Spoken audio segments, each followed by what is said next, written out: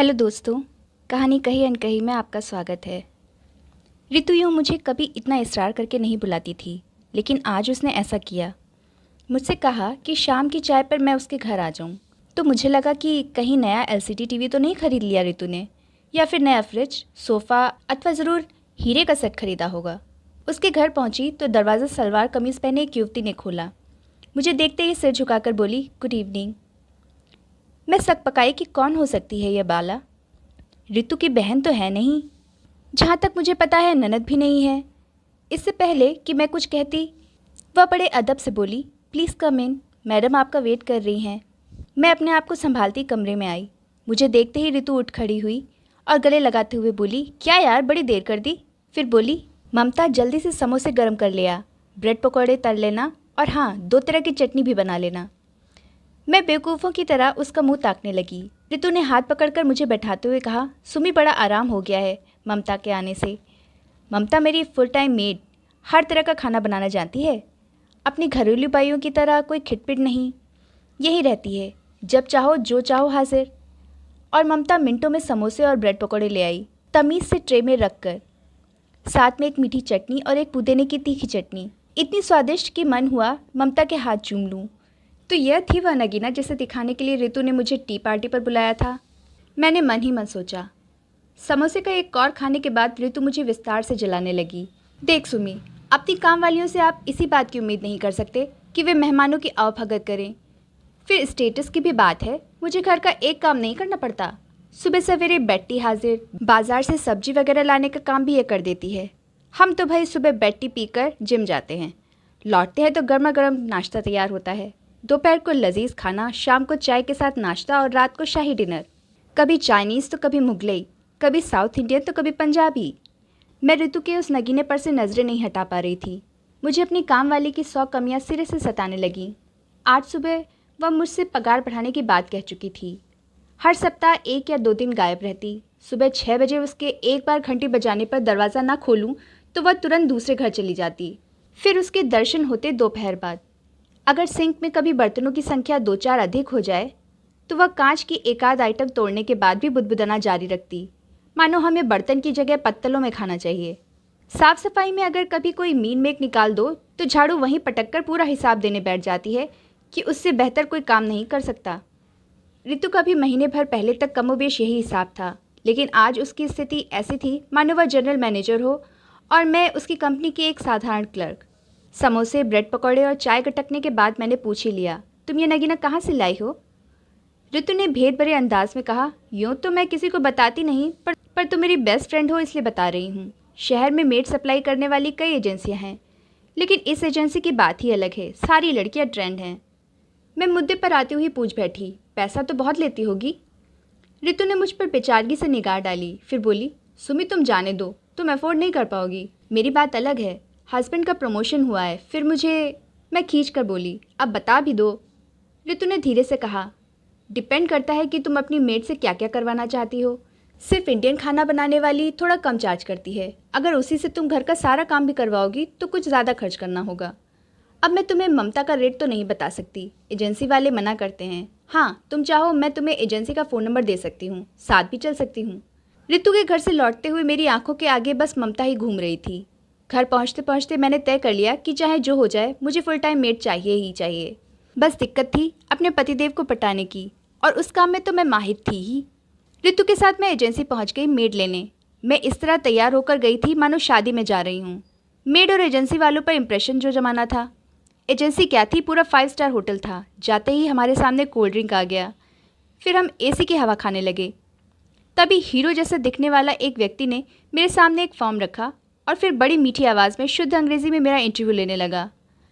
मैं कहाँ तक पढ़ी हूँ, कितने कमरों के घर में रहती हूँ, पति क्या करते हैं, ऊपरी आमदनी है या नहीं, घर अपना है या किराए का, हम दिन में कितनी दफ़ा खाते हैं, सप्ताह में कितनी बार मेहमान आते हैं, मेहमान किस किस्म का खाना खाते हैं, घर में कोई पान तंबाकू खाने वाला तो नहीं है, सब्जी भाजी वाले से 5-10 रुपए के लिए चिक तो नहीं करते, वगैरह वगैरह। फिर उसने रेट कार्ड देते हुए कहा, यह रहा हमारा रेट कार्ड, इसमें देखकर टिक लगा दीजिए। भारतीय खाना पकवाने के लिए 2,000 रुपये, चाइनीज़ के 2,500, अगर कभी कभार मुगलई या कॉन्टिनेंटल बनवाना हो तो 3,000 रुपये। इसके अलावा नाश्ते की आइटम के लिए 1,000 रुपये अलग से। मैंने सकपकाकर ऋतु की तरफ देखा। ऋतु ने फिर से कोहनी मारी। बोली, सुमी तुम सिर्फ इंडियन खाने के लिए रख लो, मुगलई और चाइनीज़ बनवा कर क्या करोगी? मेरे अहम को इतना ज़बरदस्त धक्का लगा कि मैंने तुरंत लपक कर मुगलई वाले में टिक लगा दिया। हीरो ने हिसाब किताब लगाना शुरू किया और अब की बात थोड़ी विनम्रता से बोला, मैडम आपको हर महीने मेड को 4,000 रुपये देने होंगे, हफ्ते में 1 दिन की पूरी छुट्टी, साल में 15 दिन की अतिरिक्त तनख्वाह और गांव आने जाने का सेकंड एसी का किराया। इसके अलावा हमें आप 2 महीने की तनख्वाह डिपॉजिट के रूप में देंगी। अगर बीच में कभी आप मेड को निकाल देंगी तो हम ये पैसा वापस नहीं करेंगे। अगर यह खुद छोड़कर चली जाएगी तो डिपॉजिट वापस हो जाएगा। तो क्या हुआ, जो मुझे अपनी नई स्कूल की नौकरी में इस मेड के बराबर तनख्वाह मिलती है। स्टेटस भी तो कोई चीज़ है। मैं अपने साथ सिर्फ 5,000 रुपये लाई थी, बाकी ऋतु से उधार लेकर उसे थमाए तो उसने मेरे सामने एक सांवली दुबली पतली लड़की पेश कर दी। मैडम यह हमारी खास मेड है, नाम है काजोल। एक बार इसके हाथ का पक्का खाना खाएंगी तो बार बार हमें याद करेंगी। काजोल अपना सूटकेस लेकर आई तो ऋतु ने धीरे से टोका, इसे टैक्सी में आने के पैसे दो, ये तुम्हारे साथ 2 व्हीलर पर कैसे जाएगी? मैंने पर्स से एक आखिरी बचा 100 का नोट निकालकर काजोल को थमा दिया। ऋतु को उसके घर छोड़ते हुए मैं काजोल के संग घर आ गई। मेरा घर देखकर काजोल खास खुश नहीं दिखी। घर देखने के बाद पूछा, मैडम जी मैं कहाँ रहूँगी? मैंने घर के बाहर बने कमरे की ओर इशारा किया तो उसने नाक भौं सिकोड़ते हुए कहा, मैडम कुछ तो मेरी इज्जत का ख्याल करो, ऐसे अंधेरे कमरे में मुझे नहीं रहना, मुझे अटैच्ड बाथरूम वाला कमरा दो। उसकी निगाहें मेरे कमरे पर थीं। मैंने सकुचा कर कहा, काजोल ऐसा तो कोई कमरा है नहीं, वैसे दिन भर हम हस्बैंड वाइफ तो बाहर ही रहेंगे, तुम ऐसा करो ड्राइंग रूम में रह लेना, यहाँ तो कूलर भी है। काजल को बात पसंद तो नहीं आई पर उसने सामान ड्राइंग रूम के कोने में रख दिया। मुझे लगा कि आते ही वह रसोई देखना चाहेगी, पर वह देखना चाहती थी बाथरूम। मेरे बाथरूम में देर तक नहाने के बाद वह बोली, मैडम चाय पीने का मन हो रहा है, रसोई कहाँ है? मैं खुश हो गई। हाँ हाँ चाय के साथ समोसे भी बना लो, हस्बैंड भी घर लौटते होंगे। उसका मुंह बन गया। मैडम आज सुबह की ट्रेन से आई हूँ, आज चाय पीकर रेस्ट करूँगी, रात को खाने पर कुछ सिंपल बनवा लेना। मुझे बोलने का मौका ही नहीं दिया उसने। खैर मुझसे पूछ पूछ कर उसने चाय बनाई। उसे चूँकि ज़्यादा दूध वाली चाय पसंद थी इसलिए वह चाय मुझे पीनी पड़ी। इसके बाद वह ड्राइंग रूम में एक चादर बिछाकर लेट गई। मुझे हिदायत दी गई कि 8 बजे से पहले उसे ना उठाऊं।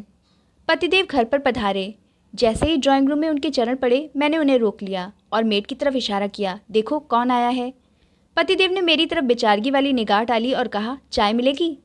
अभी 8 नहीं बजे थे इसलिए चाय मैंने ही बनाई, यह कहते हुए कि रात से पूरा काम मेड करेगी। 8 बजे तक किसी तरह जस्ट किया अपने को। ठीक 8 बजे उसे उठाया तो वह कुनमुन करती उठी, मैडम यह क्या, इतना शोर मचा दिया, मेरा तो सिर दर्द करने लगा। खैर मेरे बाथरूम में हाथ मुंह धोकर वह किचन में आई। तब तक मैं घर में बची सब्जियां, लौकी, तुरई और आलू निकाल चुकी थी। काजोल ने जैसे ही सब्जियों की तरफ निगाह डाली हिकारत से बोली, मैडम आपको एजेंसी वालों ने बताया नहीं कि मैं लौकी और तुरई जैसी सब्जियां ना बनाती हूँ ना खाती हूँ? मैंने बात संभालते हुए कहा, मैं आज सुबह से बिजी थी ना इसलिए दूसरी कोई सब्जी ला नहीं पाई, जाने दो आज दाल चावल खा लेंगे, वैसे भी सुबह का खाना रखा है फ्रिज में। जब मैं पतिदेव को दिन का खाना माइक्रोवेव में गर्म करके खिलाने लगी तो उन्होंने मेरी तरफ करुणा भाव से देखा और बोले, सुमी कोई बात नहीं, मुझे तो जो खिला दोगी खा लूँगा। मैंने कुछ मनुहार से कहा, बस आज की बात है, कल से रोज़ सुबह चाइनीज़, कॉन्टिनेंटल और मुगले खाना मिला करेगा। कल के सपनों में खोई जो सोई तो नींद दरवाज़ा खटखटाने की आवाज़ से भी नहीं खुली। पतिदेव जाग गए। दरवाज़ा खोला तो सामने काजोल खड़ी थी।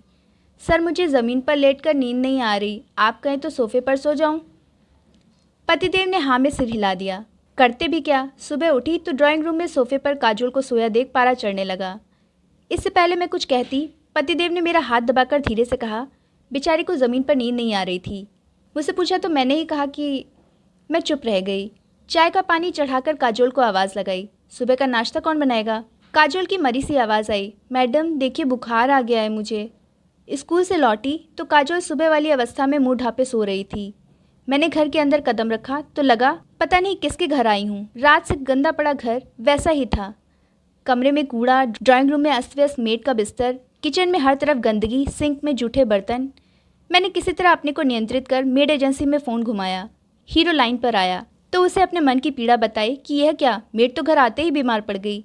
हीरो ने उत्तेजित आवाज़ में कहा, मैडम हमने तो आपको मेड बिल्कुल सही सलामत दी थी, आप उसे जल्दी से अच्छा करिए, वैसे भी हम डिफेक्टिव पीस वापस नहीं लेते। मैं भन्नाती हुई रसोई में पहुंची। काजोल लड़खड़ाती हुई उठी, मैडम सुबह से चक्कर आ रहे हैं, लगता है आपके घर का पानी मुझे सूट नहीं किया। मैं उसके सामने बर्तन साफ करने लगी पर उसने उफ तक नहीं की। मैंने मरता क्या ना करता की शैली में अपनी कॉलोनी के डॉक्टर को घर बुलवा लिया। डॉक्टर पुराने थे पर काजोल की बीमारी नहीं थी। वे थककर बोले, वैसे तो कोई बीमारी नहीं लगती, पर एहतियात के लिए 2-4 गोलियां लिख देता हूँ। दवा खाने के बाद वह फिर सो गई। शाम ढली और रात की बारी आ गई। मुगलई चाइनीज़ के सपने देखती हुई मैं बुरी सी शक्ल बनाती हुई रितु एंड फैमिली की बाट जोहने लगी। अब बाहर से खाना मंगवाने के अलावा चारा क्या था। ठीक समय पर मेहमान आए। घर की हालत देख रितु पहले तो चौंकी, फिर मुझे कोने में बुलाकर आवाज़ को भरसक मुलायम बनाते हुए बोली, सुमी देखो, कुछ लोग होते हैं जो नौकरों से काम निकलवाते हैं और कुछ लोग नौकरों के लिए काम करते हैं।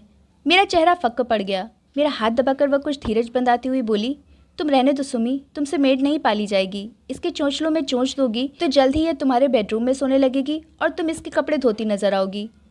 मैं रुआसी हो उठी। वाकई 2 दिन के जद्दोजहद के बाद मुझे यह समझ में आने लगा कि फुल टाइम मेड नामक बला से निपटना मुझे नहीं आएगा। जाते जाते रितु मुझे ज़रूरी टिप दे गई, देखो अगर तुम इसे निकालोगी तो तुम्हें डिपॉजिट के पैसे नहीं मिलेंगे। कुछ ऐसा करो कि वह खुद छोड़ जाए। बात मेरी समझ में आ गई। रात में मैंने काजोल का बिस्तर बाहर वाले कमरे में डलवा दिया और कुछ सख्त स्वर में कहा, डॉक्टर कह रहे थे तुम्हें छूत की बीमारी हो सकती है, तुम अलग रहो, खाना पीना मैं तुम्हें कमरे में पहुंचा दूंगी। रितु की तरकीब कामयाब रही।